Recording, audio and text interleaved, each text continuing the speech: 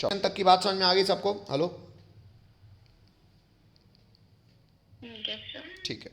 अब जब cross conjugation हो गया है तो अभी भी सर प्लस आर तो लग रहा है पर कम। अच्छा, दूसरा दूसरा सर इतना बल्कि ग्रुप लगने के कारण अब ऑर्थो पोजीशन तो एकदम ही रुक गई है, इसीलिए अब तुम Br2 का इस्तेमाल करोगे ना। लेकिन अभी भी वही वाली बात याद कीजिए कि अब आप Br2 का इस्तेमाल करेंगे सॉल्वेंट, लेकिन अब मैं पानी नहीं ले रहा हूँ, मैं एस्टिक एसिड। हालांकि ये सच्चाई है कि एनसीईआरटी ये जानकारी देती है आप सॉल्वेंट अन्यथा कुछ और भी यूज़ कर सकते हो, यहाँ पे केवल मीडियम की बात है। तो अब अगर आप Br2 का इस्तेमाल करते हो तो वो केवल पैरा पोजीशन पे लगेगा। क्यों? क्योंकि एक तो ऑर्थो में भीड़ बहुत ज़्यादा है, ऊपर से इसका प्लस आर अब क्रॉस हो चुका है। आइए प्रोडक्ट दिखाऊँ आपको। मतलब अब इसमें लग गया पैरा पे ब्रोमीन। लेकिन सर मुझे ये तो नहीं चाहिए था, मुझे तो ये ऊपर NH2 चाहिए। तो कोई बात नहीं, ये क्या है? अमाइड, मतलब एसिड डेरिवेटिव। एसिड डेरिवेटिव को बाप बनाना है, क्या करो? पानी पिला दो, हाइड्रोलिसिस। पानी डाल दो। आइए, ये जो प्रोडक्ट बना उसका हाइड्रोलिसिस कर दिया मैंने। हाइड्रोलिसिस के लिए इसने डंडी खींची हुई है एक्चुअली कि नाइट्रोजन माइनस है, ये कार्बन प्लस है, तो कार्बन पास जाएगा OH माइनस, इसके बाद जाएगा H प्लस, बॉन्ड यहाँ से टूट जाएगा, ये बन जाएगा एसिड, ये बन जाएगा अमीन। आइए दिखा दूँ, ये रहा बेटा आपका अमीन, और यहाँ पे आपको केवल क्या मिला? Para product. अब ये सर ये राम गाथा क्या लिखी हुई है बेटा? वही वाली बात जो मैंने लिखी है वो एक्चुअली बताई हो, लिखवा इसलिए दिया हूँ क्योंकि बोर्ड्स में 1 नंबर का पूछा भी जाता है कि ऐसा क्यों होता है। तो इंग्लिश है कि lone pair of electrons on nitrogen of acetanilide, वो जो ऊपर बना है, interact with oxygen atom due to resonance as shown. ये जो क्रॉस कंजुगेशन वाली बात है कि यहाँ तो छोड़ो, ये कार्बोनाइल के साथ भी कंजुगेशन रहता है, नाइट्रोजन पे इलेक्ट्रॉन चला जाता है, इसलिए क्रॉस कंजुगेशन हो गया। बात समझ में आती है? नेक्स्ट, आगे की इंग्लिश ये है कि hence the lone pair of electrons on nitrogen is less available for donation of benzene, to benzene होना चाहिए, to benzene ring by resonance, therefore activating effect of ये group is less than that of amino group. इसका activation कम है। क्यों? क्योंकि nitrogen lone pair nitrogen के पास अब कम है। ये पूरी इंग्लिश हो गई किस चीज़ के लिए? इस चीज़ के लिए कि एक्टिवेशन क्यों कम हो जाता है। हेलो,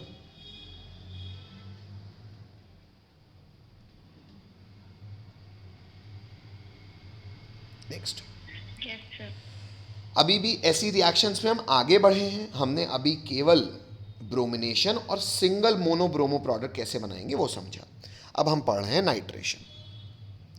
नाइट्रेशन में कह रहा है बच्चों, कहता है direct nitration of aniline yields various oxidation product in addition to nitro derivative. कहता है अगर डायरेक्ट नाइट्रेशन करा दो तो तुमको वैरायटी ऑफ प्रोडक्ट मिलते हैं। क्यों? आइए देखते हैं।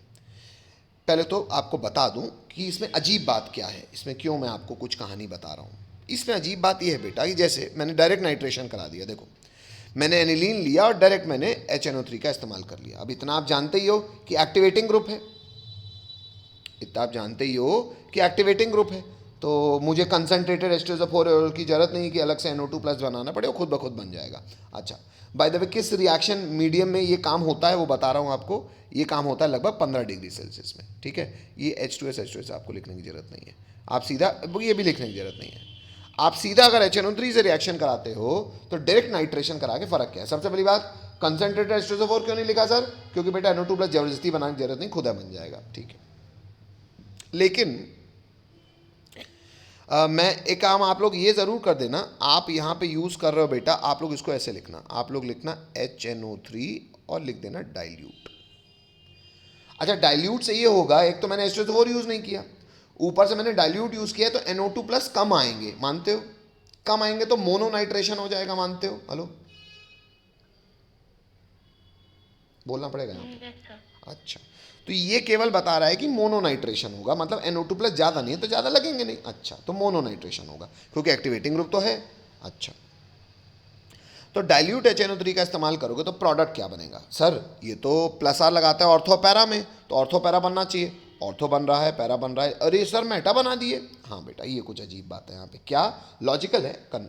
सर मेटा बनाए तो बनाए, चलो ठीक है, कम से कम पैरा को मेजर रखे हो, ऑर्थो को 2% रखे हो और इसको 57% रखे हो, ये मेटा डायरेक्टिंग तो होता ही नहीं सर, ऐसा कैसे? आइए, वही वो कह रहा है कि डायरेक्ट नाइट्रेशन नहीं कर सकते। क्यों? आइए देखें। कहता है जब मीडियम स्ट्रांगली एसिडिक होता है। क्यों स्ट्रांगली एसिडिक? आप तो डाइल्यूट क्यों? अरे यार डाले तो HNO3 ही हो ना, HNO3 तो स्ट्रांग एसिड है, पानी में भी डालोगे तो H+ तो बहुत क्रिएट करेगा। अच्छा, तो मीडियम तो एसिडिक हो गया। अब एसिडिक मीडियम में क्या होगा बेटा? एसिडिक मीडियम में एनिलीन ना ताके ना रहेगा। एसिडिक मीडियम में कुछ एनिलीन, क्योंकि वो बेस है तो H+ को अपना इलेक्ट्रॉन दे के वो बदल जाएगा एसिडिक मीडियम में NH3+ में। और NH3+ मतलब बच्चों नाइट्रोजन पे अब लोन पेयर नहीं रहा। इनफैक्ट उल्टी बात, नाइट्रोजन में positive charge will make it a electron withdrawing group, और electron withdrawing group meta directing होता है इलेक्ट्रोफाइल्स के लिए। हेलो,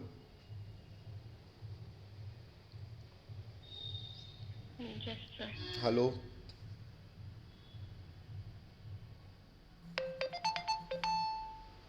बोलना पड़ेगा हेलो। सबको इतना समझ में आता है? अच्छा सर, तो लेकिन फिर भी आपने पैरा क्यों बना दिया, ऑर्थो पैरा बनाया क्यों है? क्योंकि बेटा एनिलीन जो है, मेरी आवाज आ रही सबको?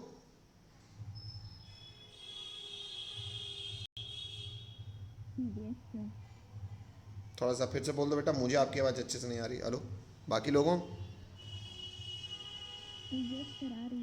रुको बेटा, एक सेकंड रुकिए। तो बात मैंने ये कही कि NH2 ग्रुप जब H+ को इलेक्ट्रॉन देगा तो बनाता जो है ना वो एनिलीनियम आयन, यानी कि NH3+। ये एक्चुअली एक इक्विलिब्रियम रिएक्शन है। क्यों? अरे ये कोई स्ट्रॉन्ग बेस थोड़ी है तो ऑर्गेनिक बेस। तो ये इक्विलिब्रियम यहाँ भी रहेगा, यहाँ भी रहेगा, मतलब कुछ एनिलीन इस फॉर्म में भी है, कुछ एनिलीन इस फॉर्म में भी है। ये ऑर्थो पैरा डायरेक्टिंग है, ये मेटा डायरेक्टिंग है। बात समझ रहे हो?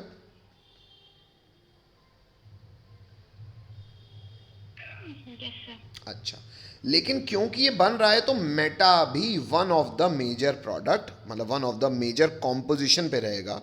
हालांकि अभी एक्सपेरिमेंटल फैक्ट है जो कि याद होना चाहिए कि पैरा बनता है 51, मेटा बनता है 47 और ये ऑर्थो बनता है 2%। आइए इस पे ये बात आपको दिखा भी दूं। ये देखो यहाँ लिखा हुआ है कि ये H+ साथ रिएक्शन किया जिससे NH3+ में बदल गया, जिससे मेटा डायरेक्टिंग हो गया, इलेक्ट्रॉन विड्रॉइंग हो गया, ऑर्थो पैरा पे प्लस आ गया, तो अब तो इलेक्ट्रोफाइल मेटा पे ही आएगा। तो ये वाली बात समझ में आएगी कि मेटा इतना ज़्यादा क्यों बन रहा है। लेकिन ऑर्थो और पैरा भी, मतलब ऑर्थो भी तो कम ही, पैरा भी बनेगा। क्यों? क्योंकि ऑर्थो, क्योंकि ये +R भी है। क्यों? क्योंकि इक्विलिब्रियम में रहेगा ना, दोनों रूप में जिंदा रहेगा। आगे नेक्स्ट। अब यहाँ पे वाली गंगा बहाएंगे हम। क्या कि अगर मुझे मोनो प्रोडक्ट चाहिए तो क्या करें सर? वही काम करना है बेटा। कहता है हाउ बाय पहले देख लो सीधा ही, वो वही लिखा हुआ है कि NH2 में अगर तुम फिर से एसिटिक अनहाइड्राइड पायरिडीन की मौजूदगी में तो CH3 पायरिडीन निपटा देगा, बना देगा अमाइड।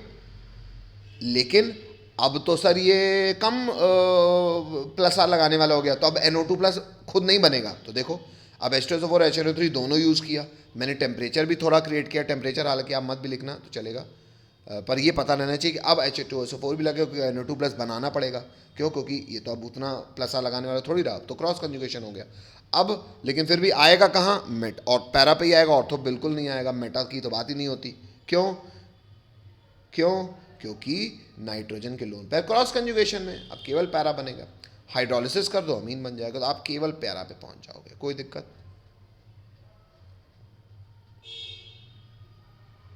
बोलना पड़ेगा बच्चों।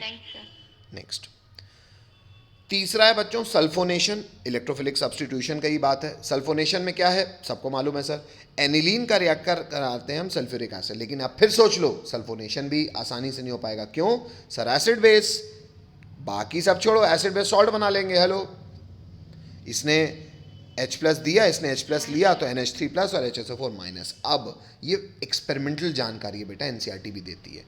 अब क्या करो, ये सॉल्ट को हीट करो। कितने टेम्परेचर पे? लगभग 200 डिग्री सेल्सियस पे। क्या होगा? अब जो आप चाह रहे हो वो हो जाएगा। क्या? रीअरेंजमेंट। कैसे? ये जो सल्फर है ये SO3H बन के पैरा पे तो नहीं जाएगा क्योंकि स्टेरिक हिंड्रेंस होगा, सॉरी ऑर्थो पे तो नहीं जाएगा, पैरा पे आ जाएगा। अच्छा कैसे? फोटो देख लीजिए बच्चों, फोटो दिख रही है सबको, देख लीजिए। ऊपर है NH2, नीचे SO3H, ऊपर NH2 नीचे SO3H। सल्फोनिक एसिड और एनिलीन से बना हुआ एसिड कहलाता है सल्फानिलिक एसिड। जनरल नेम है बच्चों, हेलो बोलना पड़ेगा सबको, हाँ। लेकिन सर ये है तो एसिड बेस दोनों एक ही साथ, तो बेटा एसिड बेस क्योंकि एक साथ है तो इक्विलिब्रियम में एग्जिस्ट ये भी करेगा, पर ये इक्विलिब्रियम में एग्जिस्ट करेगा अपने आयन के फॉर्म में, दिख भी रहा है आपको, जिसमें SO3H यानी कि सल्फोनिक एसिड ने H+ दिया है और H3+ ने H+ को गेन किया है। और ये जो आयनिक फॉर्म है ये आयनिक फॉर्म के फॉर्म में भी के रूप में भी एग्जिस्ट करेगा। हेलो दिख रहा है पीछे वाली बात?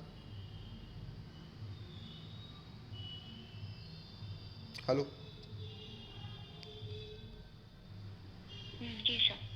बोलना पड़ेगा बच्चों।